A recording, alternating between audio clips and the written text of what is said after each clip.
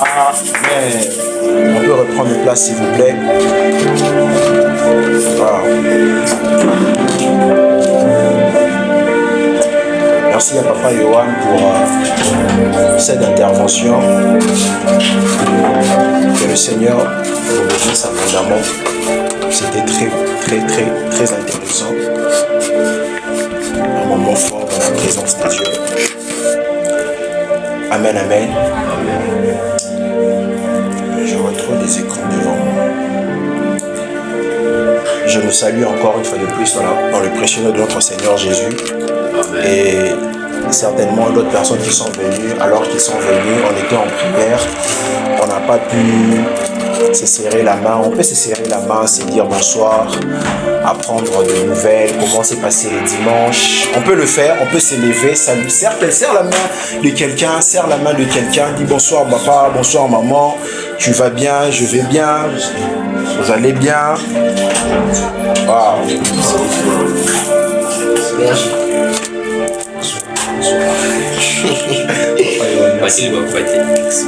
Voilà. Merci beaucoup Mukambi.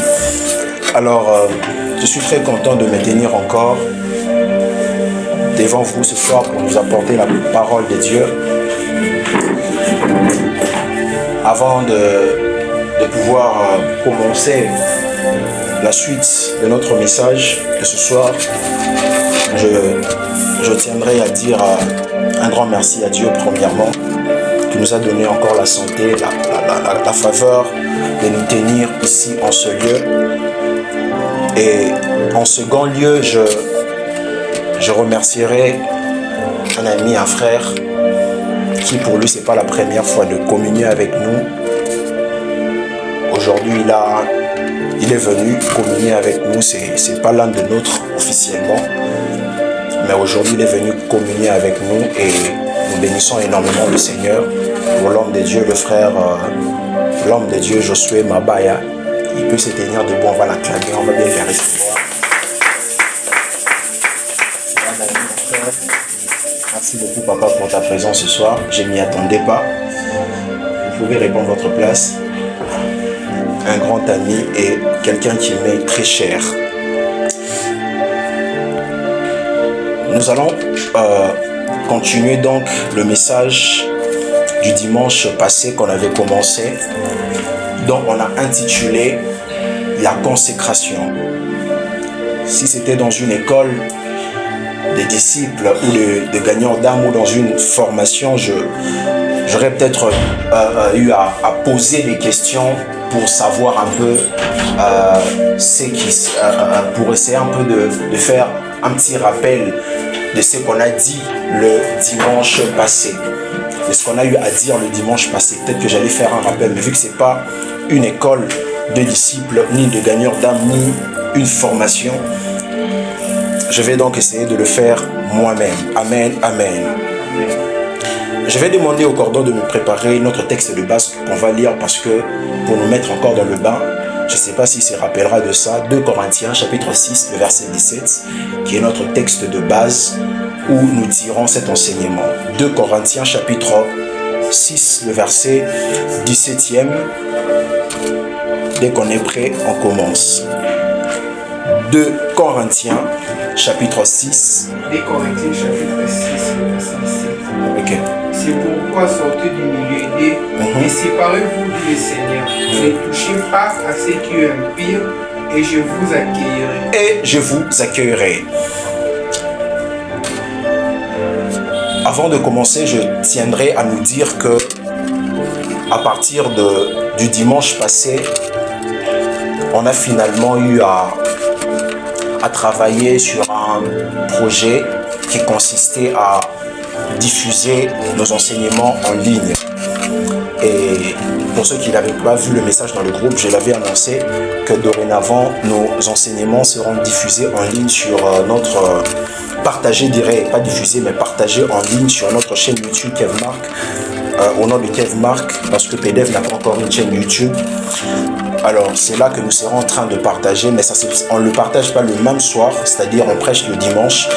Le message est partagé soit le lundi, soit le mardi matin. Le temps de travailler arranger le son et tout ce qui va avec, monter la vidéo, c'est en format audio que nous le postons. Et on l'avait posté le dimanche passé.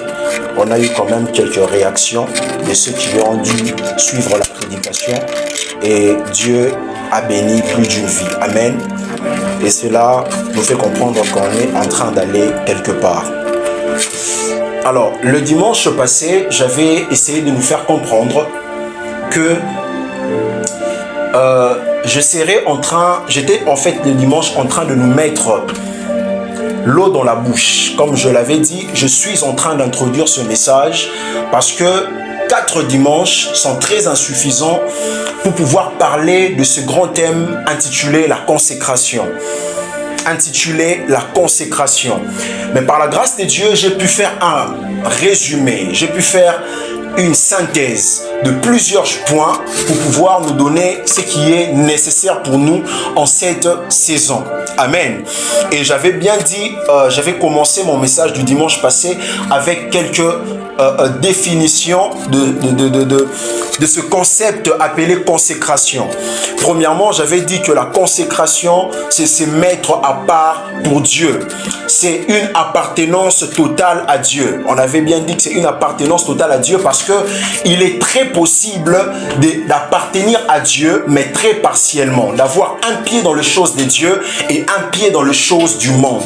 Un pied à l'église et un pied dans le monde. Et lorsqu'on parle de la consécration c'est une appartenance qui n'est pas partielle, mais une consécration qui est totale. Et la deuxième définition que j'avais donnée, c'est que la consécration, ce n'est pas un temps que l'on passe avec Dieu. Plusieurs personnes, lorsqu'ils sont dans une phase de leur vie où ils sont en train de prier constamment, ils ont établi un programme de prière tous les jours, tous les week-ends, toute la semaine, ils se disent que je suis en train de me consacrer. Oui, de manière générale, ou on peut aussi dire que c'est une forme de consécration, mais la consécration, ce n'est pas d'abord un temps, ce n'est pas lié à un temps où tu passes avec Dieu dans la prière, mais on a dit que la consécration, c'est une vie de tous les jours, c'est avoir une communion profonde avec Dieu tous les jours. Ce n'est pas quelque chose d'un instant, ce n'est pas quelque chose d'une minute, ce n'est pas quelque chose d'une heure,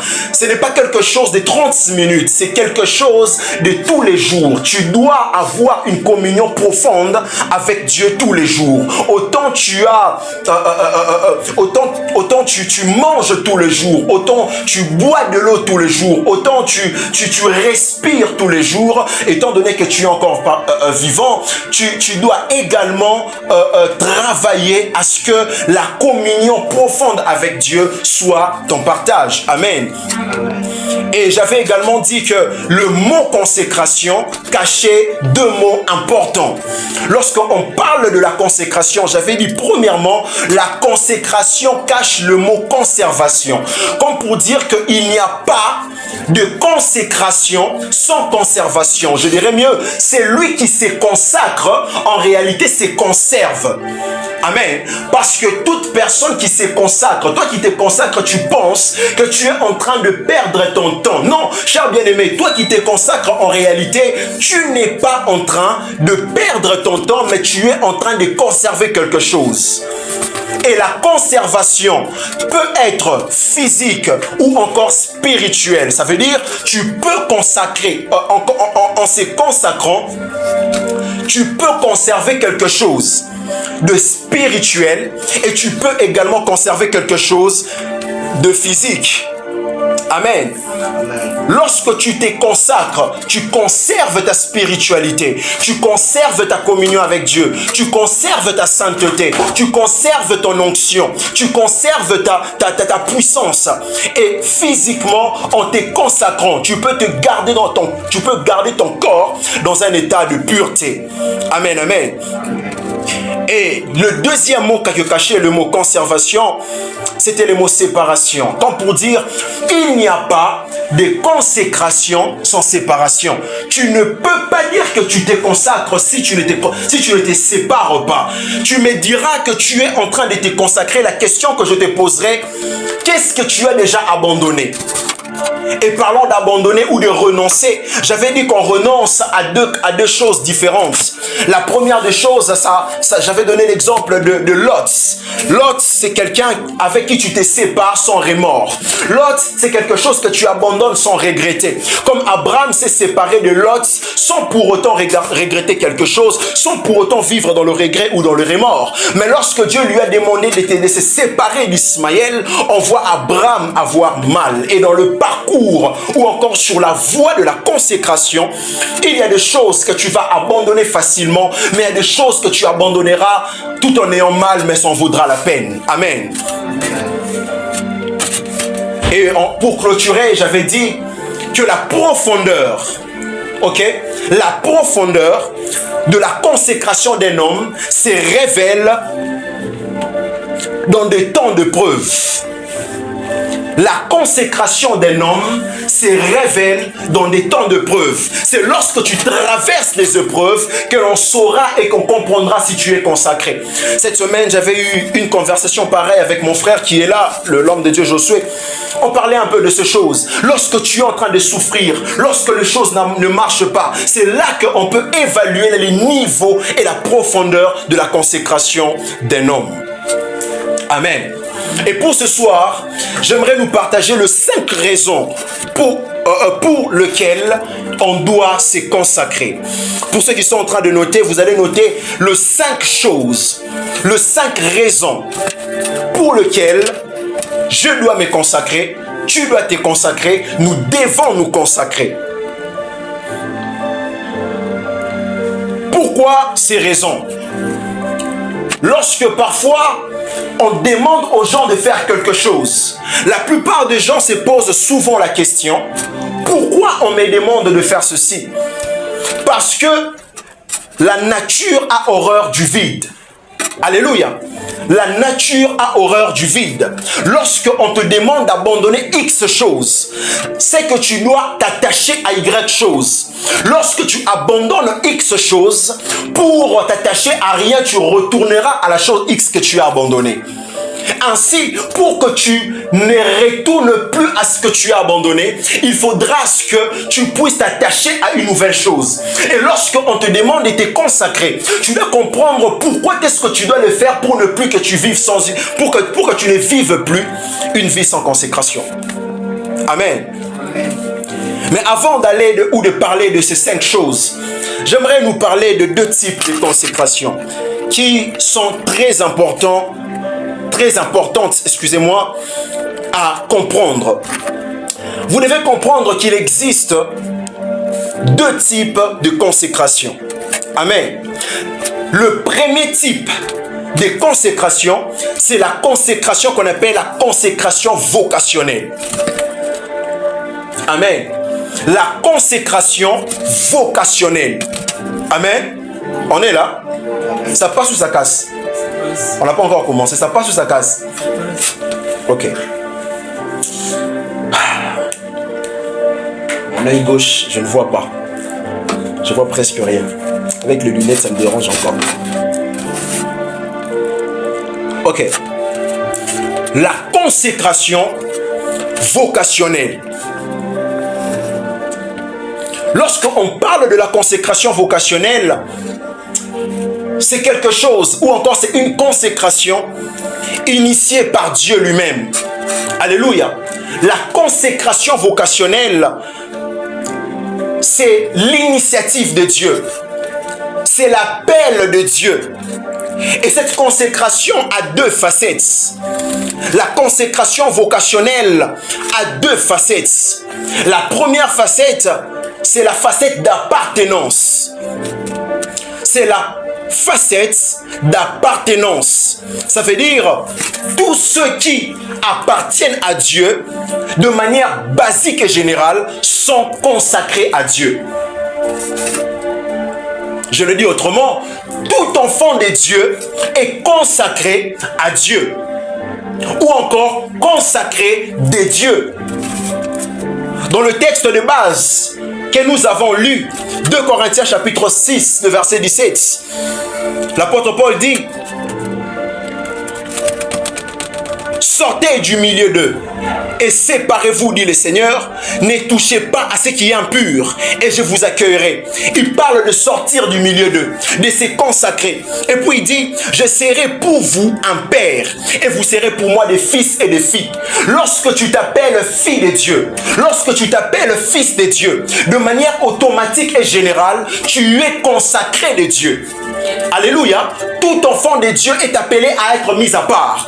Tout enfant de Dieu est appelé à être mis à part. Le dimanche passé, lors de mon introduction, je vous avais dit que nous sommes nés sur la terre. Nous sommes dans le monde, mais nous ne sommes pas du monde. Pourquoi? Parce qu'on a été mis à part par Dieu. On a été consacré pour Dieu. Donc tout enfant de Dieu, de manière basique, est consacré. Amen. Amen.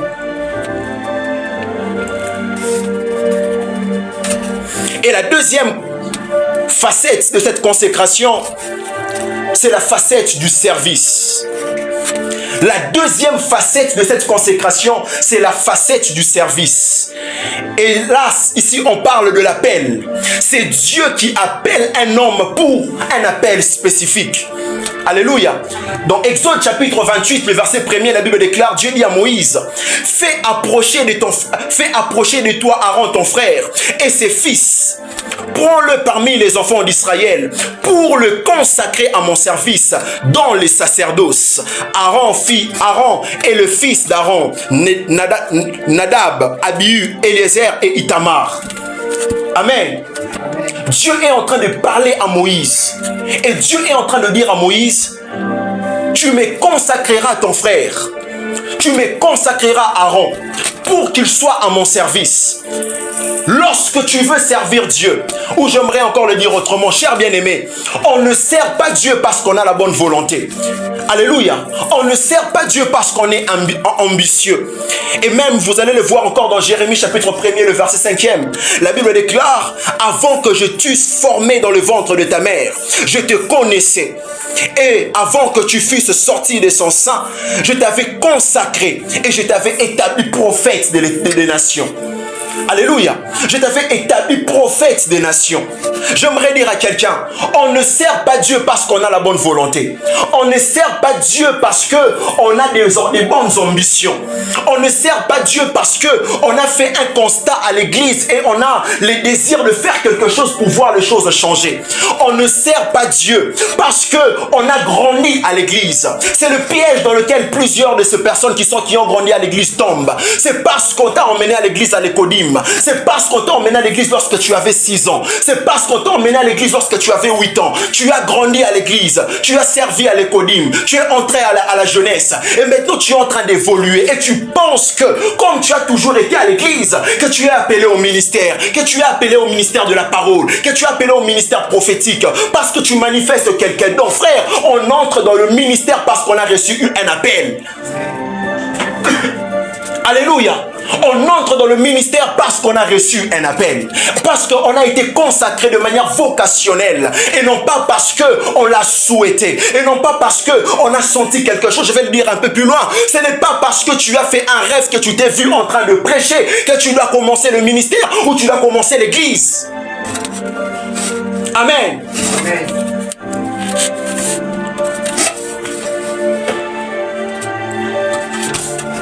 Ces choses que je suis en train de vous dire, c'est exactement ce qui m'est arrivé. Moi qui vous parle, cher bien-aimé, je n'ai pas grandi à l'église. On ne m'a pas emmené à l'église lorsque j'étais un peu plus jeune.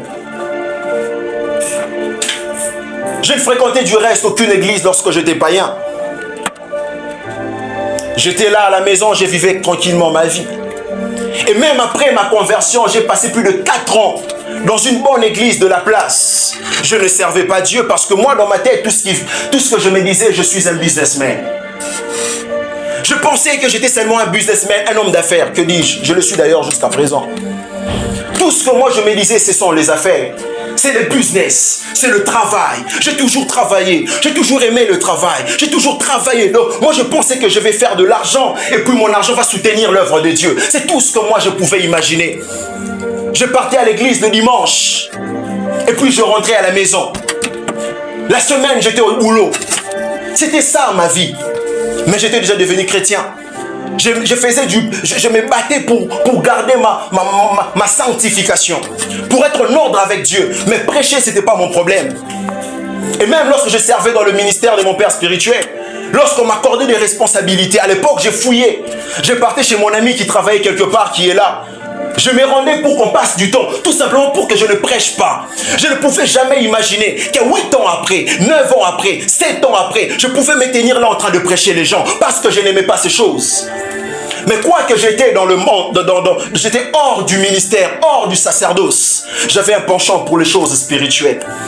J'ai toujours aimé, j'ai toujours été fasciné par les choses spirituelles. Ceux qui sont très proches de moi savent, quoique je ne prêche jamais sur ça, mais j'ai toujours été attiré par les choses spirituelles. J'aime les choses spirituelles, j'aime les mondes spirituels, j'aime connaître les mondes des esprits. J'ai toujours lu des livres sur le monde spirituel. Qu'est-ce qui se passe après la mort? Comment les esprits fonctionnent? Ça se passe. J'avais toujours un penchant pour ça. Et des fois même mon frère me disait: arrête de lire des choses que tu es en train de lire, les émissions que tu es en train de suivre, ça devient trop dangereux, regarde le titre que tu es en train de lire. Et parfois on se casse la tête avec mon frère qui est là, il me dit: frère, on me gote en gote, francophonie et bundisa, au roi le roi prophète toi. Amen. Je faisais mes recherches. Et un jour, au mois de février 2021, j'ai commencé à faire une étude sur la vie des satanistes qui se sont convertis après. Et j'ai vu comment ces gens parlaient des choses. J'ai vu comment ces gens parlaient de ce qui se passe dans le monde. Je ne vais pas citer ça ici. Comment est-ce que le diable planifiait des choses sur les êtres humains? Et je suis tombé sur la prédication d'un homme, sur l'histoire d'un homme, dont je ne vais pas mentionner les noms parce que notre message sera certainement sur les réseaux. Cet homme qui s'est converti après, mais cet homme parle de comment est-ce qu'il détruisait les vies des gens. Et pendant que je lisais ça dans mon cœur, je sentais un fardeau pour les perdus. Je me disais, mais toutes ces personnes iront en enfer. Comment est-ce qu'on le maltraitait? Ça commençait à devenir un fardeau, mais c'était un fardeau éparpillé parce que je n'arrivais pas à les canaliser. Je sentais un fardeau, mais je ne savais pas comment canaliser mon fardeau. Amen. Je sentais ces fardeaux dans mon cœur. Et jusqu'à ce qu'un 26 février, à 12 h, assis dans ma chambre, dos contre mur, je lisais l'histoire de cet homme. J'ai entendu dans mon oreille gauche une voix qui m'a dit: toi, je te veux. Tu dois prêcher l'évangile. Tu dois gagner ces gens qui seront perdus. Je me suis retourné, j'ai pensé que, parce qu'à l'époque, là où je vivais chez ma grand-mère, la chambre que je partageais avec mon frère, quand mes amis venaient me voir, on leur disait: allez dans leur chambre, allez frapper à cette fenêtre-là, ils vont vous répondre. Je pensais que c'était l'un de mes amis. Je suis sorti dans la parcelle. C'était à 12 h. Tous les enfants de la parcelle étaient dans leurs écoles. Et les parents n'étaient pas là. J'ai posé la question à notre domestique. J'ai dit: est-ce qu'un ami est venu me voir ici? Il dit: non, il n'y a eu personne ici. J'ai dit: ah bon? Mais qui m'a parlé? Je suis rentré dans la chambre. J'ai continué la lecture.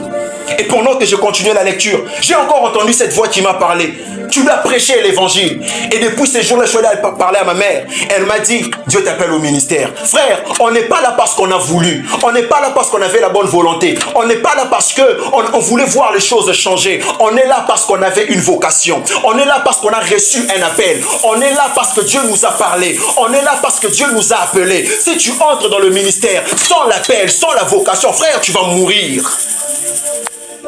Alléluia. J'aime dire souvent, on reconnaît un vrai appelé par sa capacité à tenir ferme face au combat de son appel. Il y a des années passées, des mois passés, on s'est réunissait à PDF, on n'était qu'à 2. Tu prépares un message, tu sens l'onction sur toi, mais tu viens comme ça à la réunion, vous n'êtes qu'à 2 personnes, tu dis: Seigneur, je prêche, je prie ou je fais comment? Et là, vous venez, on prie avec un frère qui nous a déjà quittés. On vient, on prie et puis il part. On prie et puis il part. Et à ce moment-là, tout le monde était parti. Tout le monde était indisponible. Mes chers bien-aimés, on n'a pas abandonné. On a persévéré. Aujourd'hui, Délice est là. Aujourd'hui, Grady est là. Aujourd'hui, Nickel est là. Aujourd'hui, Papa Yohan est là. Aujourd'hui, telle personne sera là. Je voudrais vous annoncer. Demain, Myriam sera là. Demain, Jonathan sera là. Demain, Nathan sera là. Demain, il y aura une autre personne. Demain, il y aura une autre personne. Pourquoi? Parce qu'on sait tenir ferme dans la peine.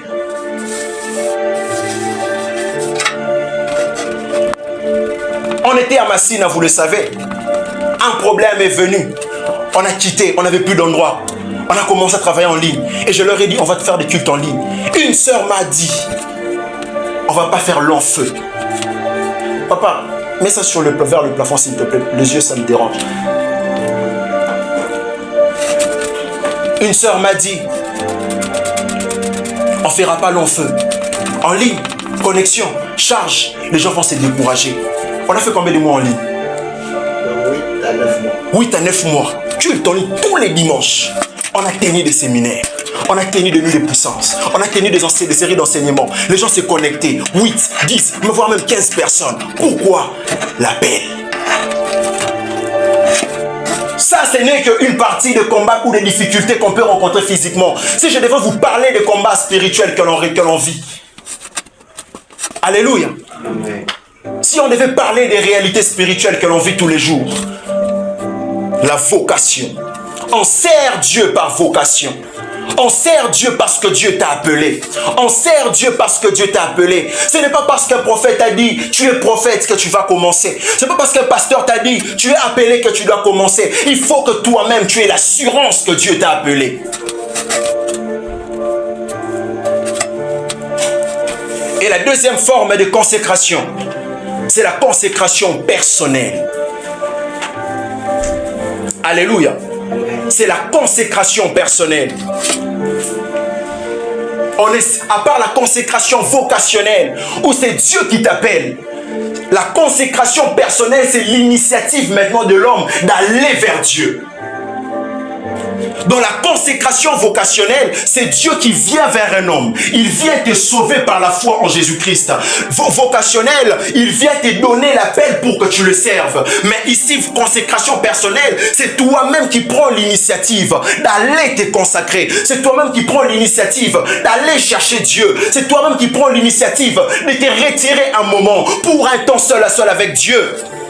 Donc, Nombre chapitre 6, le verset 1er au verset 5, le temps me manquerait de le lire. Dieu est en train de dire à Moïse, lorsqu'un homme parmi vous voudra se consacrer, voudra prendre un temps pour son temps de Nazaréen, frère, Dieu dit, ce n'est pas à moi de le faire dire, lorsqu'un homme parmi vous voudra se consacrer, ça veut dire, il est possible que toi-même, tu prennes aussi des fermes résolutions de chercher Dieu, de prendre l'engagement, de te consacrer à Dieu. Frère, la vie chrétienne est une vie de décision. Il y a un temps où tu mènes ta vie et tu dois être conscient et réaliser un peu que je suis chrétien, mais ma consécration est faible. Je dois prendre la ferme résolution de me consacrer à Dieu.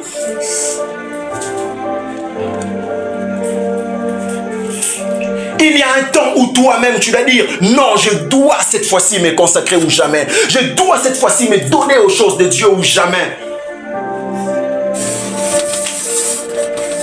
Tu prends la décision de bannir la légèreté. Tu prends la décision de mettre de côté la paresse et dire je veux maintenant me consacrer à Dieu. Je veux maintenant me donner à Dieu. Je veux maintenant me donner à Dieu. Et c'est le désir de Dieu pour tout homme. Dieu veut que tu prennes des résolutions de consécration. Dieu veut que tu prennes des résolutions de consécration. Dieu veut que tu te consacres. Dieu veut que tu te dises, cette année, je veux me consacrer à Dieu. Ce mois, je veux me consacrer à Dieu. Et toi qui prends cette décision, tu tombes et tu te relèves. Tu tombes et tu te relèves. J'aimerais te dire cette fois-ci, sois constant. Sois constant. Sois constant dans ta consécration. Sois constant dans ta consécration. Sois constant dans ta consécration. Parce que la force ne vient pas de l'irrégularité, mais la force vient de la constance. Lorsque tu es irrégulier dans un domaine, tu ne seras jamais efficace. Voilà pourquoi ta vie chrétienne n'est pas efficace. Voilà pourquoi ton appel n'est pas efficace. Voilà pourquoi ton onction n'est pas efficace. Parce que ta consécration n'est pas permanente. Ta consécration n'est pas constante. Aujourd'hui, tu es chaud. Demain, tu es froid. Pour que tu te chauffes, il faut qu'on te prêche. Il faut qu'on te suive. Il faut qu'on t'exhorte. Il faut que tu suives une prédication qui te stimule. Des chrétiens qui ont toujours besoin de stimulants. Des chrétiens qui ont toujours besoin de choses qui les stimulent. Des chrétiens qui ont toujours besoin des choses qui les motivent. Frère, tu n'as pas besoin de trouver la motivation ailleurs. La motivation, tu dois la trouver en toi. La motivation, tu dois la trouver en toi. À cause des combats qui m'attendent demain. À cause des défis qui m'attendent demain. À cause de l'enlèvement de Christ qui viendra. Je dois me consacrer. À cause de ces choses, je dois me consacrer.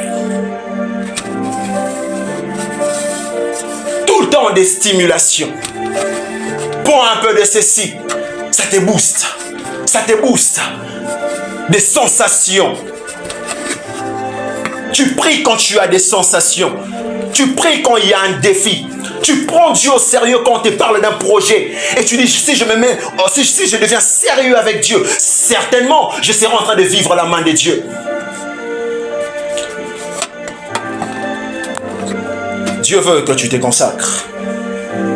Voici pour nous 5 raisons pour lesquelles il faut se consacrer à Dieu. De manière personnelle, 5 raisons pour lesquelles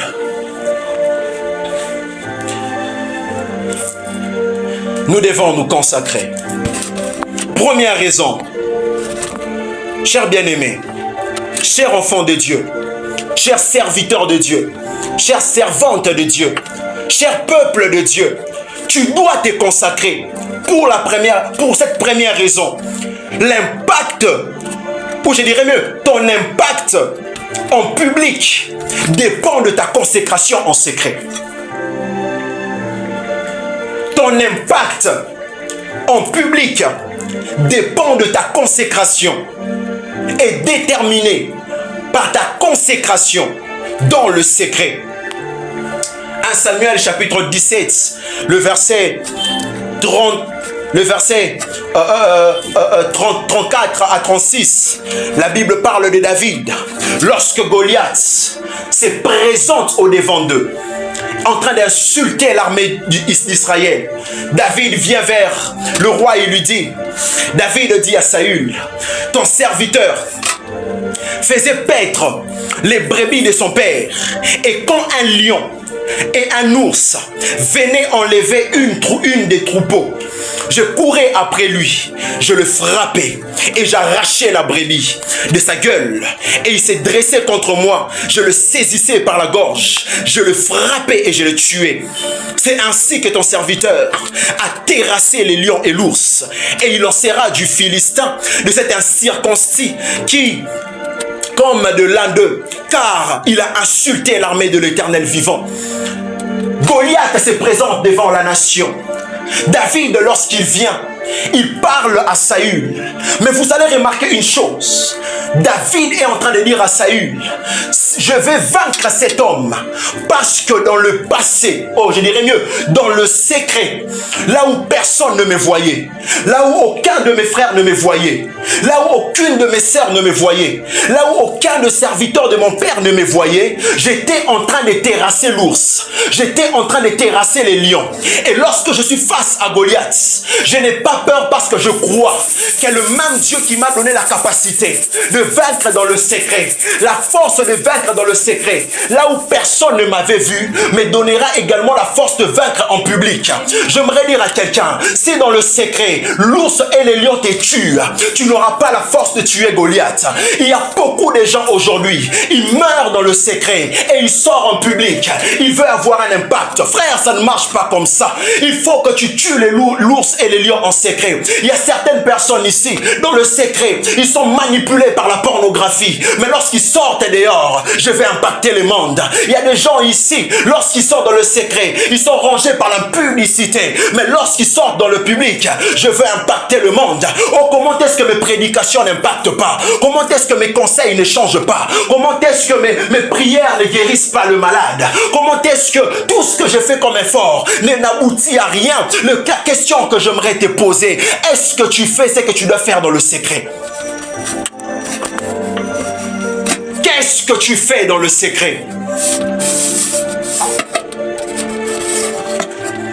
La réussite en public résulte de ce que l'on fait et de ce que l'on ne fait pas dans le secret.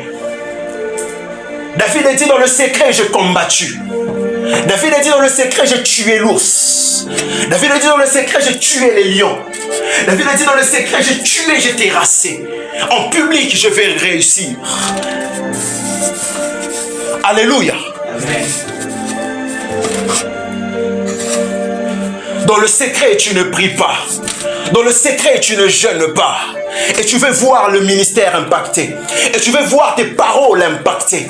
Et tu veux voir des vies être changées. L'impact provient de ce que tu fais dans le secret. L'impact provient de ce que tu fais dans le secret. La Bible, écoutez-moi. Lorsque vous voyez un bâtiment, le bâtiment est beau.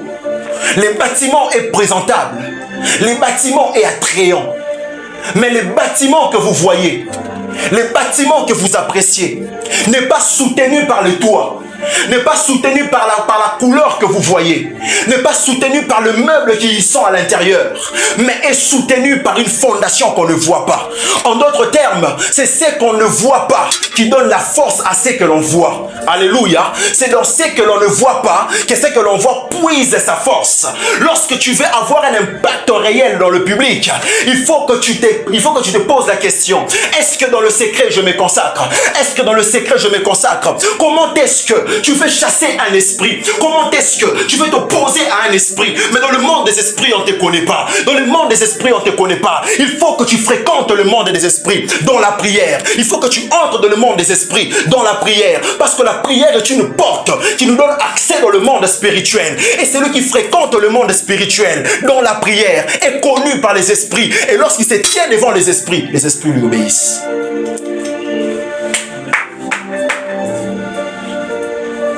Consécration. Lorsque tu es conscient que mon impact en public dépend de ma consécration, je blague plus avec.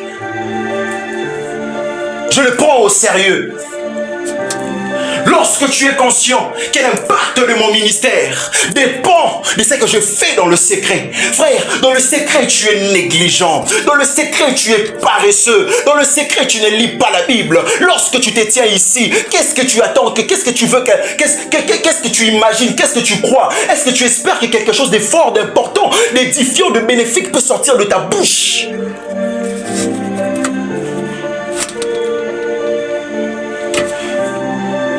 Dans le secret, c'est toi qui es vaincu. Mais en public, c'est toi qui veux vaincre. Un boxeur ne devient pas champion sur les rings. Un boxeur devient champion dans l'entraînement. Un boxeur ne devient pas champion sur les rings. Ce n'est pas lorsque tu boxes contre ton adversaire que tu es fort. Mais la force, on la puise dans le secret. Là où personne ne nous voit. Alléluia. Là où personne ne nous voit.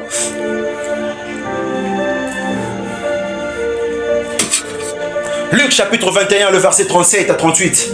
Écoutez ce que la Bible dit.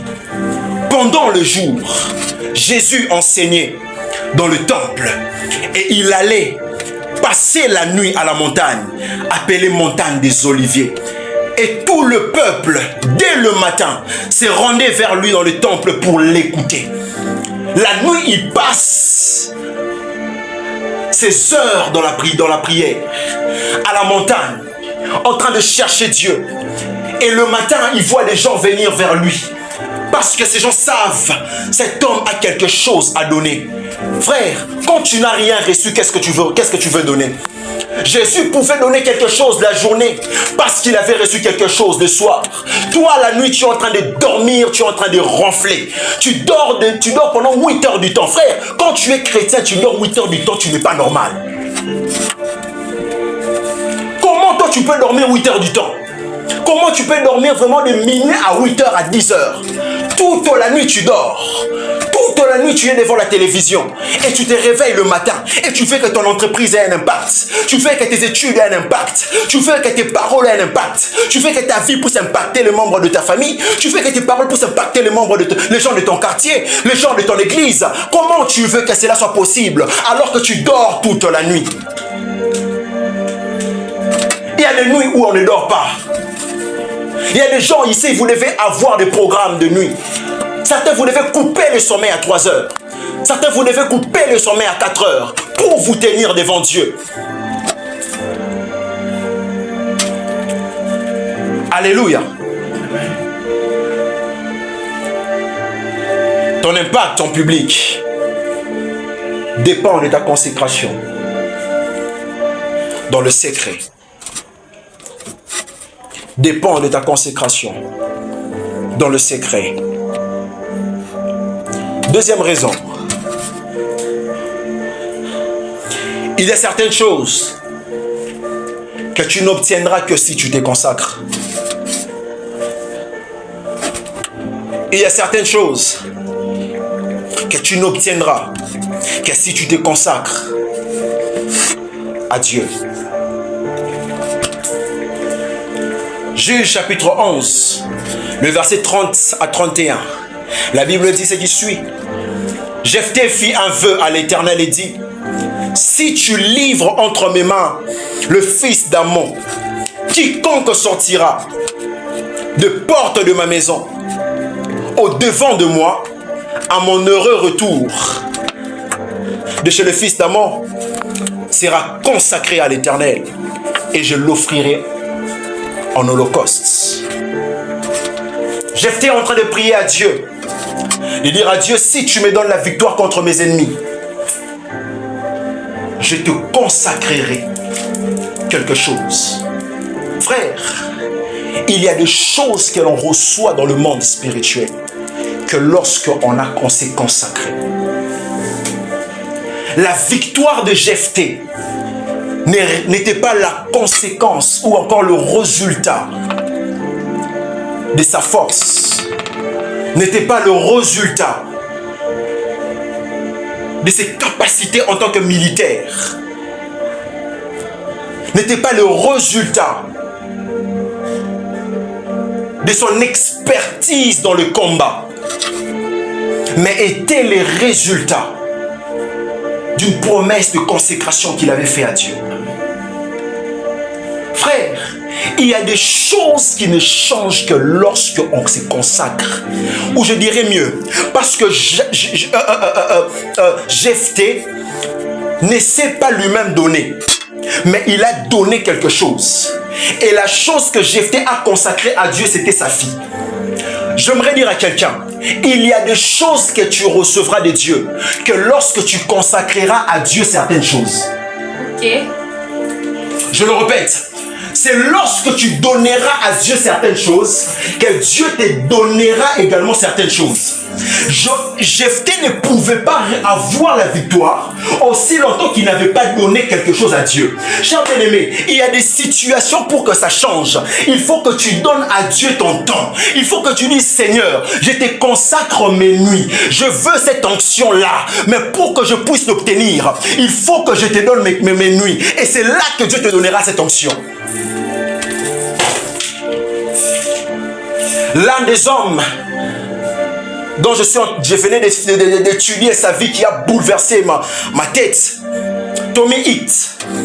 Cet homme a vécu à l'époque de Catherine Kuhlman et les autres. Lui, il était naturel. Lui, il était ordinaire. Il priait pour le malade, les gens n'étaient pas guéris. Il avait un petit ministère. Il n'était pas connu. Mais il soupirait après les grandes choses. Il soupirait après l'onction de ses amis. Il voyait Branham opérer. Il voyait l'autre là-bas opérer. Il disait: pourquoi moi je ne vis pas ces choses? Et l'histoire raconte que cet homme est allé s'enfermer 40 jours. Jeûne de prière. Il a prié. Il a dit: Seigneur, je te consacre 40 jours. Il a consacré 40 jours. Et il est sorti. Pas de résultats. Ok. Je reviens encore. Et le Seigneur, je consacre encore 40 jours. Il prie. Il jeûne. Il sort. Toujours rien. Il dit: je reviens encore. 40 jours. Ça fait combien? 60. Ah, c'est ça? 80 plutôt, excusez-moi. 80, c'est ça? 80. Non, pas 80. Ça, 120. Ça fait 120, c'est ça? 120. Donc 40, 40, 40, 120. Il entre. Il prie encore. Il prie encore. Il prie encore. Et en sortant, un ange de Dieu lui est apparu.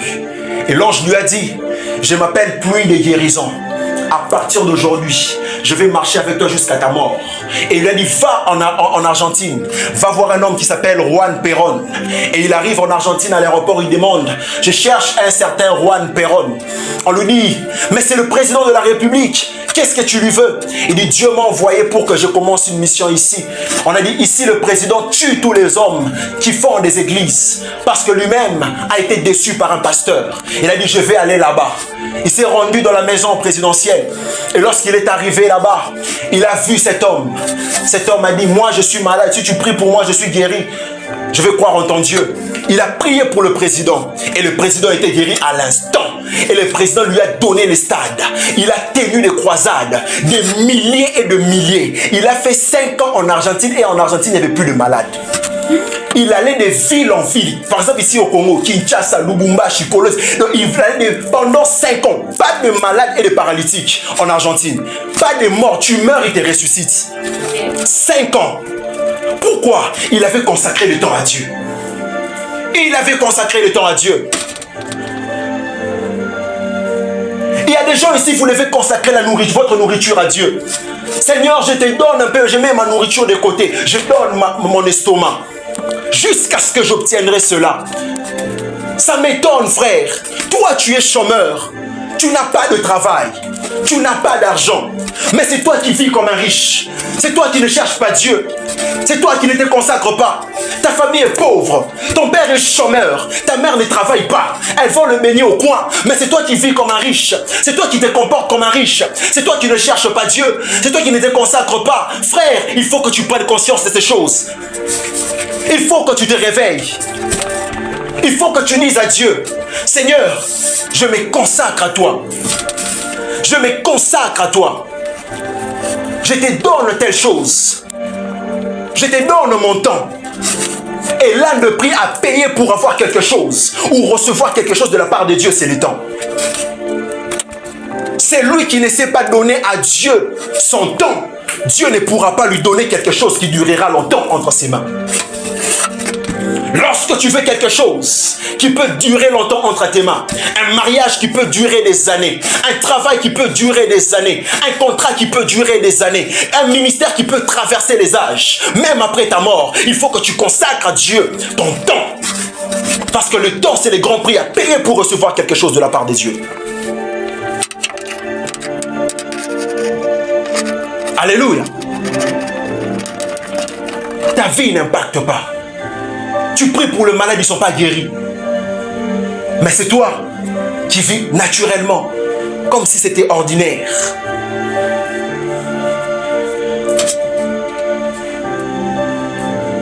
Troisième chose. Je ne vais pas trop m'attarder sur ça, je vais passer rapidement. La consécration. Pourquoi tu dois te consacrer? Parce que la consécration te dispose à la rencontre du Seigneur. La consécration te dispose à la rencontre du Seigneur. Amen. Matthieu chapitre 25, le verset 1 à 10, on nous parle de ces vierges sages et folles. Ces femmes qui allaient à la rencontre de l'époux. La Bible précise que toutes les 10 étaient vierges, signe de la pureté, de la conservation et de la consécration. Et ces femmes, pendant qu'elles étaient en train d'aller vers Dieu, à la rencontre de l'époux plutôt, à un moment donné, elles se sont assoupies et endormies. Mais pendant leur sommeil, on a crié la nuit. On a crié au milieu de la nuit. Réveillez-vous. Allez à la rencontre de l'époux. Amen. Amen. Et ceux qui avaient leur lampe allumée, le feu allumé, ce sont celles qui sont entrées. Et celles qui avaient perdu leur feu ne sont pas entrées. Frère, l'une de grandes raisons pour lesquelles tu dois te consacrer à Dieu, c'est pour rencontrer le Seigneur. C'est pour rencontrer le Seigneur. C'est pour rencontrer le Seigneur. Son retour est imminent. En voyant ce qui se passe dans le monde, en observant ce qui se trame dans le monde, les hommes sensibles peuvent sentir que son retour est proche. Et cet retour consiste ou exige à ce que des hommes se consacrent à Dieu. Frère, c'est le temps de s'attacher à Dieu comme jamais. C'est le moment de chercher Dieu comme jamais. C'est le moment de craindre Dieu comme jamais. Pourquoi? Parce qu'il est à la porte. Mais lorsque vous regardez dans ce texte, la Bible dit, au milieu de la nuit, comme il tardait,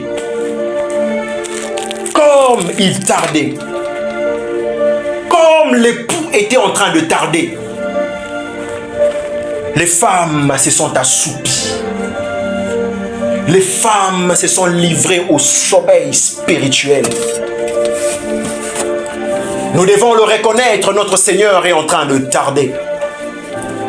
Nous devons le reconnaître que notre Seigneur est en train de prendre du temps pour rentrer récupérer son église. Et comme il est en train de tarder, l'église est en train de dormir. L'église est en train de somnoler. La Bible déclare, comme Moïse tardait à la montagne, le peuple a fait les veaux d'or. Et aujourd'hui, l'église commence à faire des veaux d'or parce que le Seigneur est en train de tarder. Il y a même de ces chrétiens qui ne croient plus que le Seigneur reviendra.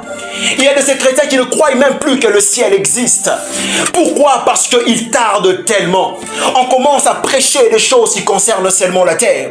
On ne nous rappelle plus qu'on a une destinée éternelle. On ne nous rappelle plus qu'on a un retour du Seigneur qu'on doit attendre. On ne nous rappelle plus qu'un jour nous quitterons ces corps, nous quitterons cette terre et nous voyagerons dans les airs avec le Seigneur. Frères et sœurs, les choses que je suis en train de vous dire sont vraies. Le Seigneur reviendra un jour, mais le Seigneur ne reviendra pas prendre tout le monde. Le Seigneur reviendra prendre ceux qui trouveront consacrés, des femmes qui seront consacrées, des hommes qui seront consacrés, des jeunes qui diront non à la masturbation, qui diront non à l'impudicité, qui diront non à la magie, qui diront non à l'occultisme, qui diront non à l'homosexualité, qui diront non aux chansons profanes, aux chansons mondaines, qui diront non au monde pour se consacrer à Dieu. Lorsqu'on nous rappelle plus ces choses, voilà pourquoi on vit n'importe comment. Lorsque les enfants vivent à la maison, pour ceux qui ont des petits frères à la maison, vous savez, lorsqu'un père est strict dans une famille, les enfants savent que papa rentre à 18h, papa rentre à 17h. Les enfants se permettent de jouer. Les enfants se permettent de jouer à 12h. Ils se permettent de jouer à 14h. Ils courent dans la rue jusqu'à 17h. Et lorsqu'ils remarquent à 18h, le père ne revient toujours pas. Le père ne rentre toujours pas. Ils se disent, on peut continuer à s'amuser jusqu'à 20h. Il ne rentre toujours pas. Continuons jusqu'à 22h. Pourquoi? Parce qu'il ne revient toujours pas. On se permet de faire n'importe quoi. C'est ça la maladie de l'église. Comme le Seigneur est en train de tarder, je me permets quand même de vivre dans la débauche. Comme le Seigneur est en train de tarder, je me permets quand même de me donner à fond dans le travail et négliger ma consécration. Je me permets quand même de chercher l'argent. Je dois chercher l'argent. Il faut que je réussisse ma vie. Frère, réussir sa vie c'est bien, mais ayez dans la tête que le Seigneur reviendra. Je dois chercher ma vie, je dois chercher l'argent, mais je dois me consacrer. Je dois chercher l'argent, je dois me consacrer. Je dois me marier, mais je dois rester pur. Pourquoi? Parce qu'un jour le Maître reviendra. Un jour, le Maître reviendra. Plus le temps est en train de passer, plus ça commence à devenir une évidence dans mon esprit. Alléluia. Lorsque je voulais commencer PDF, j'hésitais. Et un jour, dans une vision, je me vois dans la chambre où j'étais. Je sors dans la parcelle. Je marche sur l'avenue. Et arrivé quelque part, j'entends derrière moi un son, une trompette retentir. Je me suis retourné. Au fin fond de l'avenue, j'ai vu comme une colonne. Et au milieu de cette colonne, je voyais un être qui a ouvert ses bras. Et je pouvais voir clairement comment ses mains étaient trouées, mais pas son visage, parce qu'il rayonnait tellement.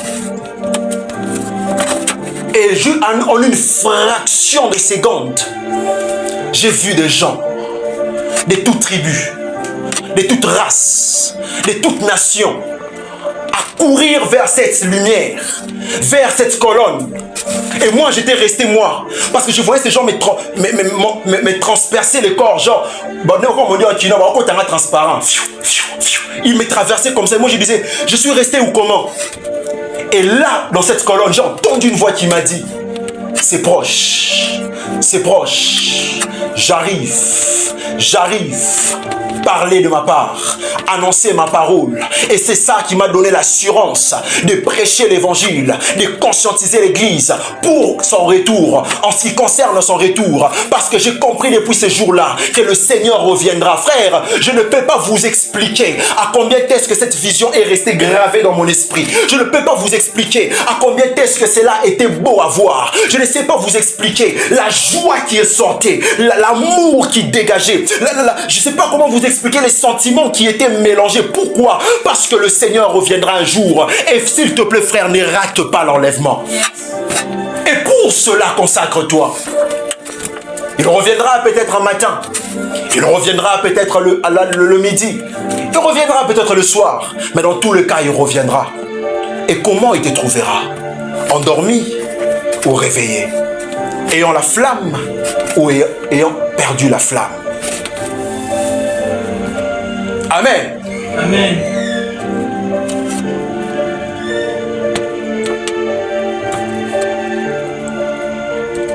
J'ai fini avec la quatrième chose.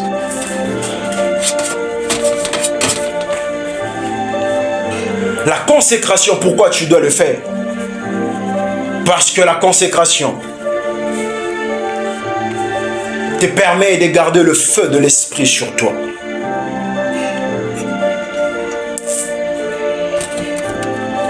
La consécration te permet de garder le feu de l'esprit sur toi. Et Dieu veut que nous puissions être en feu. Lévitique 6:13, la Bible déclare, le feu brûlera continuellement sur l'autel. Continuellement sur l'autel. Dieu veut que nous soyons toujours enflammés. Dieu veut que nous soyons toujours en feu. Dieu veut que nous soyons toujours embrasés. Dieu veut que nous soyons toujours chauds et non froids. Dieu ne veut pas que tu sois froid aujourd'hui, chaud demain. Mais il veut que tu gardes le feu de l'esprit. Et l'apôtre Paul parle du Saint-Esprit comme étant le feu. Et il dit, n'éteignez pas l'esprit. Comme si l'esprit était un feu qui pouvait s'éteindre. Et dans Proverbes 26 à 20, la Bible déclare, faute de bois, le feu s'éteint. C'est lorsqu'il n'y a plus de bois que le feu s'éteint. C'est lorsqu'on n'a plus rien à donner. C'est lorsqu'on ne donne plus quelque chose. C'est lorsqu'on ne consacre plus quelque chose. C'est lorsqu'on ne consacre plus sa vie que le feu de l'esprit s'éteint. Et la consécration te permet de garder le feu de l'esprit. La consécration te permet de garder le feu de l'esprit. Est-ce que le feu, la question que j'aimerais te poser, le feu que tu as maintenant, c'est le même feu que tu avais lorsque tu t'étais converti? Le feu que tu as maintenant, c'est le feu que tu avais en 2020. Le feu que tu as maintenant, c'est le feu que tu avais lorsque tu avais 2 ans dans le Seigneur. À peine tu t'étais converti, tu étais en feu. Personne ne pouvait te demander de prier. Personne ne pouvait te demander de jeûner. Personne ne pouvait te demander de craindre Dieu. Personne ne pouvait te demander x, y choses. Il y a des choses, tu les faisais spontanément. Il y a des choses, tu les faisais naturellement. Mais maintenant, il faut qu'on t'oblige. Maintenant, pour aller à l'église, il faut qu'on t'oblige. Maintenant, pour que tu sers, il faut qu'on t'oblige. Il faut qu'on te demande. Il faut qu'on te supplie pour que tu te manifestes. Il faut qu'on te court après. Qu'est-ce qui t'est arrivé? Tu as perdu le feu. Je disais à quelqu'un cette semaine,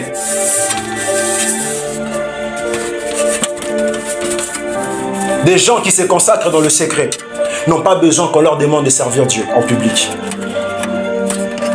Lorsque vous voyez quelque part une église, un ministère, un groupe, je ne sais pas moi quoi, des gens, quelqu'un, on doit toujours le chercher, toujours l'appeler, toujours lui demander, tu seras là, lui confier des responsabilités en le suppliant.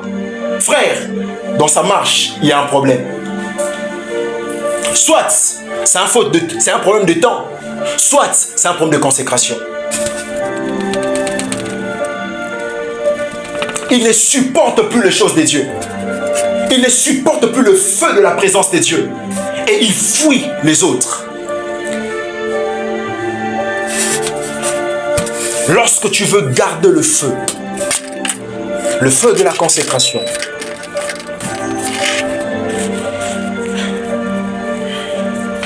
le feu de la prière,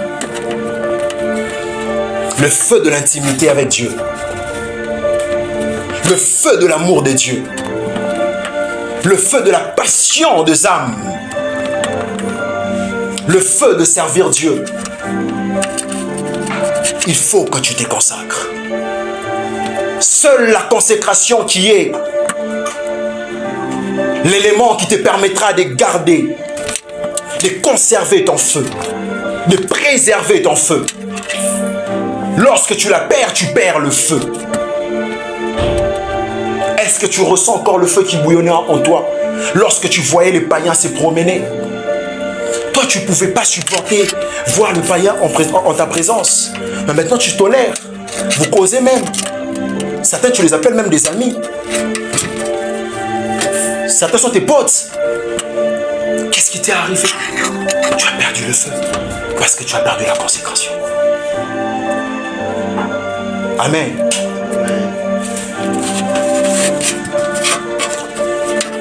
Pendant quelques minutes, nous allons prier le Seigneur.